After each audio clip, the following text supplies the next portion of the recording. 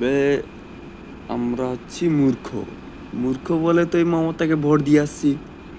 এবার যদি মমতা এবারও যদি 2026-এ যদি চলে আসে, তাহলে একটা একটা জিনিসই বুঝবে যে মমতা এলে কতটা ভয়ঙ্কর পশ্চিমবঙ্গের জন্য। মানে আরও বেকারত্ব বেড়ে যাবে, আরও যা বেকারত্ব ছিল তা আরও বেড়ে যাবে।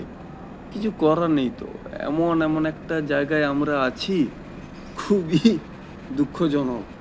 শুধু বেকার ভাতা, এই বেকার ভাতা থেকে মানুষের 1,500 টাকা দিয়ে কি মানুষের কি সংসার চলে? 1,500 টাকা নাহলে 3 দিন চলবে। সাধারণ মানুষের 30 দিনের মধ্যে 3 দিন চলবে। কিন্তু যাদের পরিবারে মানুষ অনেক বেশি, তাদের ঘরে কি হবে? সাধারণ মানুষ একটা এইসব জিনিস বুঝতে পারছে না। লক্ষ্মী ভাণ্ডারের জন্য মমতাকে ভোট দিচ্ছে। আরে বাবা, কর্মসংস্থান নিয়ে আসো।